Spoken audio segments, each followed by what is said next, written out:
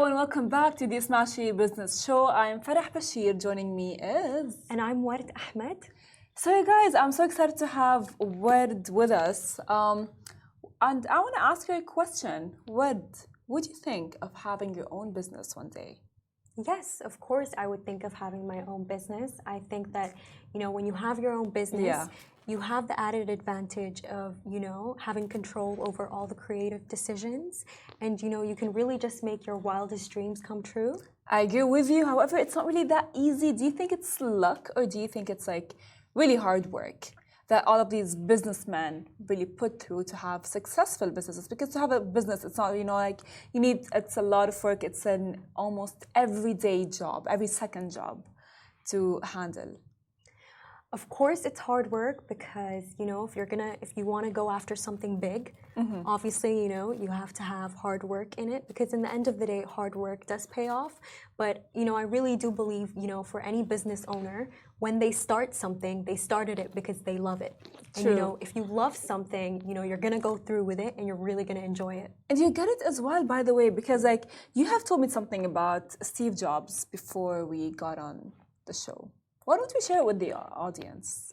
For example, with Steve Jobs, when he first began Apple, for a while the company was going very well until more more members joined the company, and he was not the only person who had a stake in the company. And what basically happened, because he had an issue with one of the board of directors, because he was trying to push out more products and Scully was trying to push for more profit. They had an agreement and he was actually ousted from his own company.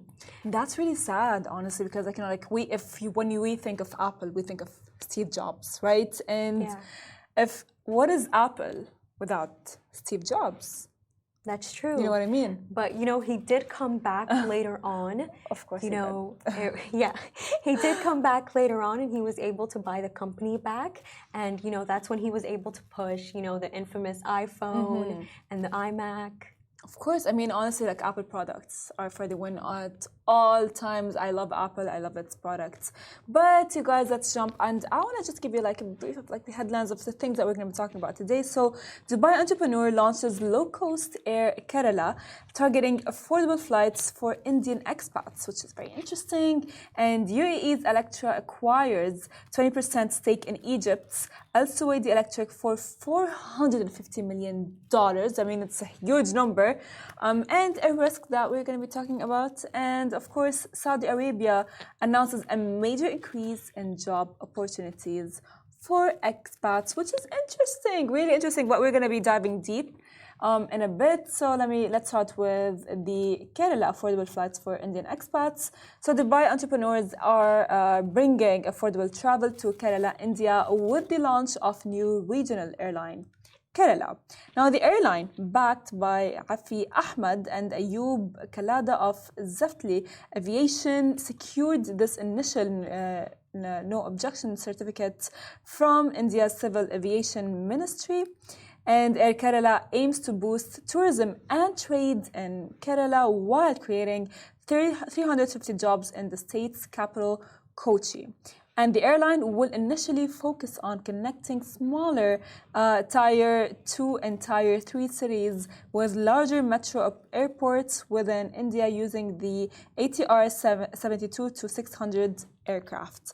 What do you think of that? Because I know for a fact that Kerala is a beautiful city in India. It's really quite amazing because of the fact that, Kerala, by some people, it's known as the Venice of India. And, in the UAE, we have a lot of Indian expats. Yes, we do. They can finally find a very affordable budget airline that they can take back to India.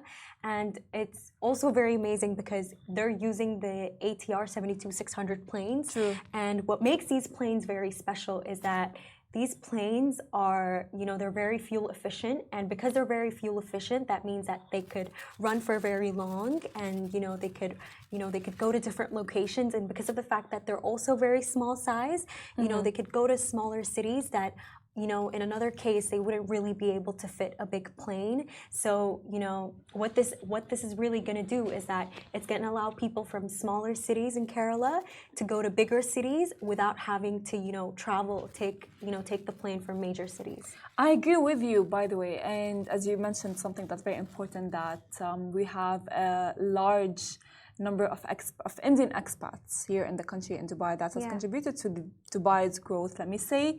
And not only that, by the way, that I think that this is very better. And I think as well that this will maybe create competition between airlines of having something affordable. Yeah. Right. Yeah. Which, of course, we are not there to advocate for competition 100%. However, it will, because a lot of Indians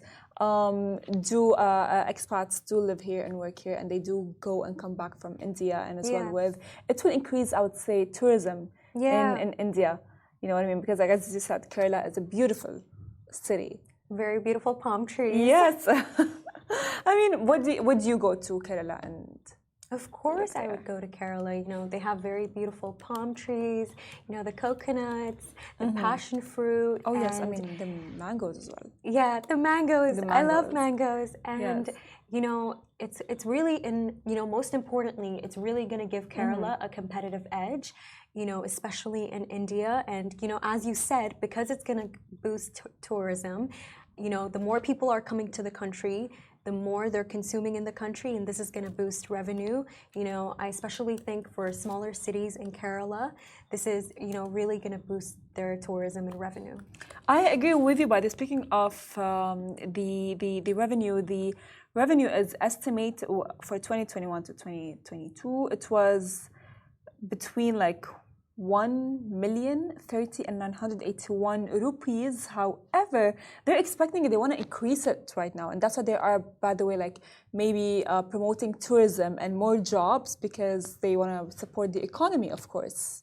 And that's, by the way, like you see countries, they have visions for 2030, they have visions for 2040 as well, because they all want to really boost the economy.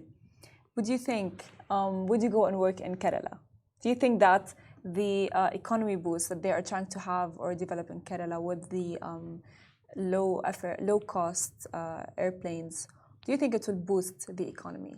Because it will increase tourism, of course. Yes, I definitely think that it will boost their economy. And other than the profit added factor, I think what makes this launch really special is that it's been in the making since 2005. And, it wasn't launched until Afi purchased airkerala.com last year. And, most importantly, Air Kerala disrupts the market as it's a service for people across all economic classes, as, people don't have to go to major cities to access flights and to reach other cities and other countries. What Air Kerala really does is that it accommodates to people who, they need affordable flights. Exactly. I think that's really amazing. I agree with you, honestly, because of course, this news does not come out of nothing, because they just want to really be boosting the economy and boosting the revenue of the country as a whole. And which is why, by the way, they are there too as well. They want 350 jobs provided for people who would want to work in Kerala, which as well will be boosting the country's GDP, revenue, and economy, which is exciting. Yeah, and even better when they launch their international airport. The first country that the first city that they're gonna be launching is going to be Dubai, which is very exciting, you guys. But let's jump to our next story. So UAE's Electra acquires 20% stake in Egypt's Elsewedy Electric for $450 million. That's not a tiny number, it's a huge number. So Electra Investment Holding, an Abu Dhabi-based electrical equipment manufacturer, has acquired a 20% stake in Egypt's Elsewedy Electric by purchasing 427.7 million shares at $1.05 per share, totaling approximately $449.1 million. And this acquisition, by the way, is within the 15 to 24.5% stake range Electra aimed for in its voluntary offer submitted in May. And the Elsewedy family collectively owns over 76% of the Elsewedy Electric, which we talked. Do you think that this is a risky move, considering the fact that, the Egyptian pound has is not really doing that well. It's definitely a risky move. However, I think it's really interesting that Electra is expanding beyond the UAE. By them buying a 20% stake in Elsewedy, what they're really doing is, they're spreading their wings. They're not putting all their eggs in one basket. I agree with you because, you know what I mean? It's like, I feel like whenever the UAE does any acquisition or does any sort of investment in any other company, of course, it must study it all. Right, as a whole. And yes, we do know that the Egyptian pound has dropped to 50%, by the way. That's not a small number, it's 50%. So we are expecting, of course, this will, I would say, boost the Egyptian economy. Hopefully. Yeah. You know what I mean? And it would be better for for everyone, for Egypt, for Egypt's economy, which is very exciting. Of course, so it just brings me to one key point is that Electra began purchasing shares in early June after receiving regulatory approval from the FRA and EFG, by the way, as well, which is very exciting. It did not just sell shares; it got a lot of approvals. Getting towards the approval process is not an easy process, right? Of course, for sure. Of course. And it's also more than just business. This is gonna, greatly improve the UAE's relationship with Egypt. Yes. It's gonna build a stronger economic ties between the two countries, and it's a win-win for both sides. I agree with you. It's a win-win. However, as well, before all of this happened, legal advice for Electra was provided by MHR and partners in association with White & Case. So this brings me to the point of maybe this will allow people who would want to invest in Electra in the future in Egypt, businessmen in Egypt, to invest in the shares without feeling the Egyptian pound is dropping. Should I invest? Should I not? Yeah. What is one company you would invest in its shares? One company. That's a good question. Shares. I think a company that I'd invest in its shares is Disney. Disney, yeah. People are always going to love Disney, I think that we all love Disney, so I think I'd go for Disney. Honestly, yes, of course, you know what I mean. But for example, I'm asking that because at this point, many businessmen all around the Gulf area and Arabs, they go oh my God, where should I be investing or where should I be keeping my money at? They're for example, right now, just our producer Masa just told me in my ear, so she would invest in Salik. Where would I invest? Where would I invest? That's a very good question. Well, I would actually invest in real estate. Smart. Yeah. Yes, real estate. I would really invest in real estate. I think real estate, I just because I think it's a win-win for me. However, with Electra, I think it's a win-win situation for Egypt and the UAE as a whole. Now, speaking of investment, you guys, Saudi Arabia is investing in itself because Saudi Arabia announced a major increase in job opportunities for expats. So Saudi Arabia has implemented the first phase of the professional verification service as part of the professional certification program to enhance job opportunities for qualified people. Now, the initiative, supervised by the Ministry of Human Resources and Social Development and supported by the Ministry of Foreign Affairs, aims to ensure that expats, of course, are able to be included in the Saudi labor job market. And initially covering 128 countries, the program uses an automated, unified electronic platform to verify qualifications, focusing on high-skilled professions. And of course, the goal is to regulate the labor market, improve job quality and services, and enhance productivity. And I think, honestly, this all is happening because we talked about this on the show, me and Rich, all the time, about Saudi having a 2030 vision. Yes. And for 2030 vision, they are improving its companies, and Saudi's economic growth has been very significant. And of course, a lot of things contributed to that. Tourism, economy, investment in Aramco, and the list goes on. And this, I would say, is going to be a major, contribution. What do you think?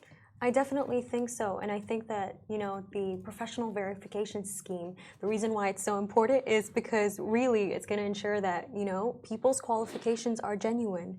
Yes. And I think that, people who they really work hard to get their education, their qualifications, their hard work is finally going to be recognized. I agree with you, you guys. But do you think someone needs a degree to be able to do the job? Or No. to be able to invest in themselves? No. No, I don't think so. Okay. That's not saying that education is not important. Education is really important, It is, yes. I think that, I'm very privileged. We're very Yeah, we privileged are. to have gotten the education that we have. But no, I definitely don't think so. And, this professional verification scheme, I think it works well for the people who have their degrees, their qualified degrees, but, what about the people who they have the qualifications, Yeah. they have the skills, I but, agree, but they don't have the degree. I know. You know what I would love? I would love for Richard to be here and have his opinion on it. Because I really would want to know what does he think about that. Because, I don't know. I think yesterday he told me one thing, that when you get the 4 years, I don't know, like degree, right? You take like 4 years. Because like you wire your brain to that. When your brain is wired to be a media personality, then that's what you're going to be. But if your brain is wired to be an engineer, that's different. Yeah, that's very true. And, people who, they have the skills, they have the qualities required for a job without the degree. Yeah. I think they're also really special because, they to obtain these skills, they actually went out of their own way to get them. And I think that's very special. Now, various professions, by the way, from that includes engineering and health, which, by the way, both of them, I would say, contribute to Saudi Arabia's 2030 vision, which I'm very excited all the time. All the time tell Richard that I'm really very excited for it. I'm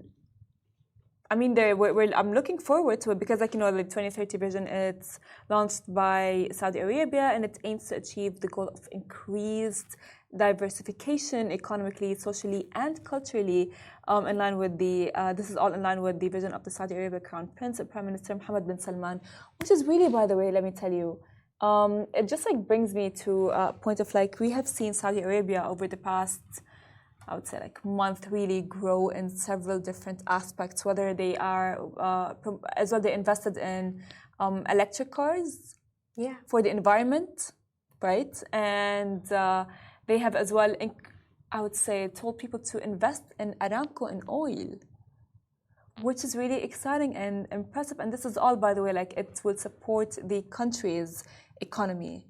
What do you think of that? Would you invest in Aramco? Would I invest in Aramco? Yes, I think I probably would. Okay, well, that's interesting, you guys. Honestly, at this point, we talk about this, Rich and I, all the time, that we all the time hear the word 2030 for the UAE, for Saudi Arabia, and then it goes on and on. But we are excited for that, and with the fact that they are actually having maybe more job opportunities for expats, it just shows me that, it will increase the economy better, and it will be all in line with its 2030 vision. Yeah. Well, thank you so much for joining me today. Thank you so much for having me. Thank you so much, guys, for listening to us. Don't forget, we go in podcast form, and as Richard all the time says, we have a newsletter form if you do not want to miss out on any exclusive business news. So, see you tomorrow.